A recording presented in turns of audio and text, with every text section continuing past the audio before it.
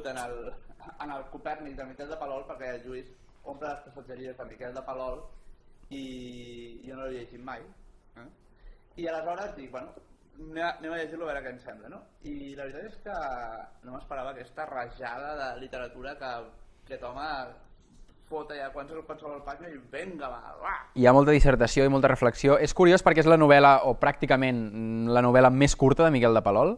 En té un fotiment, en deu tenir unes 20 i totes rodegen les 400-600 pàgines. Això és una cosa com molt concreta, un tema molt particular, però en realitat tota la seva obra que està intercomunicada és d'altíssima literatura i d'altíssim nivell. I aquí parla d'un desgraciat. Bàsicament, d'un home molt vulgar, molt mediocre fins i tot, un home madur, casat, no? Un home que ja té com la vida més o menys arreglada. Com jo. Sí, una miqueta més cínic, no? Un home ja abandonat en aquesta vida.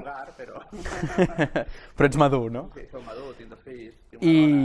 I és aquest Toni Radiguet que de cop se n'adona que li surt un granet al coll, una cosa aparentment en principi normal. La cosa es comença a embolicar, va al metge un parell de vegades, no acaben de saber exactament què és ni d'on surt, acaba acaparant l'interès mundial de tota la comunitat mèdica. Perquè surt d'aquí un ésser amb pensament propi. O no, perquè no sabem si és propi o és el propi subconscient del protagonista. Juga amb aquest desdoblament, no? Una mica com amb aquesta... En realitat es posa en joc això, no? Com de cop una cosa, en aquest cas un granet que no saps exactament d'on surt ni d'on ve, et fa un cop de realitat tan fort que posa en joc tota la teva vida, no? El que passa és que jo penso que hi ha una cosa que a vegades, és que en parlàvem ahir aquí a la llibreria, no? De com costa a vegades d'explicar com són per dintre, no? Tots veiem com són per fora, que jo sóc diferent de tu, que jo sóc diferent de la Nura, que tu ets diferent de la Nura, que el Josep és diferent, que tots som diferents, uns són més grassos, altres són més prims, altres tenim un tic, tot això ho veiem. Però quan pensem en l'altre a nivell intern de cervell, ens costa molt més d'entendre que som tan diferents i exigim als altres la nostra manera de pensar. Sí. Jo penso que aquí el que fa el Miquel de Palol, i no em vull allargar molt, però és dir, incorpora un fet extern del pensament del protagonista per enfrontar-nos al fet intern nostre, no? El protagonista s'ha d'enfrontar al seu propi subconscient i la resta de personatges també han d'enfrontar-se a aquest subconscient i a aquest pensament intern del... Bueno, a mi m'ha vingut això. Sí, és curiós fins i tot com la psicologia juga, no? Com amb aquesta cosa estadística, amb aquest intentar catalogar les maneres de pensar o les maneres de ser en qualitats o atributs com comuns, i el que posa en joc la novel·la és això, no? Una mica com el caos que hi ha dintre de cada cervell, l'arbitrarietat i el... Sí, de fora no podem veure que explota i veus, hòstia, aquest li ha passat això a l'altre, però que aquí, al ser aquest monyoc que té aquí fora, ho veiem.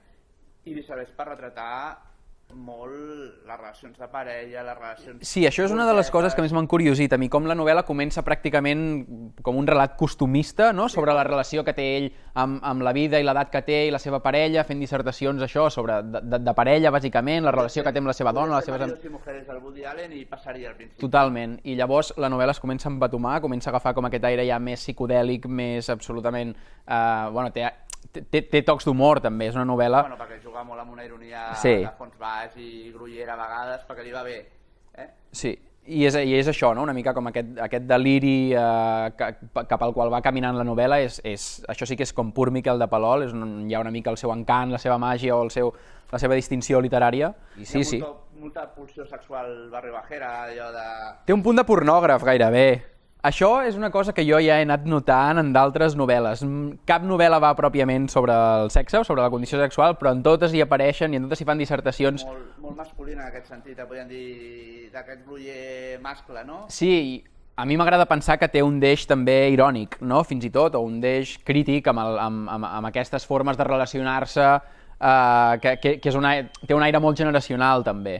I en aquest sentit... Porta un porró d'anys escrivint aquest home, però bueno, doncs m'ha agradat molt, tu, m'ho he passat molt bé. Ho celebro. Que és recomanable, que podem dir, que potser en té obres que podem dir majors, aquesta és la més petita que té, sí. Però que si no llegim mai Miquel de Palol... És una bona porta d'entrada per entendre una mica de quin peu calça l'autor. Molt bé, doncs us deixem amb el Copèrnic.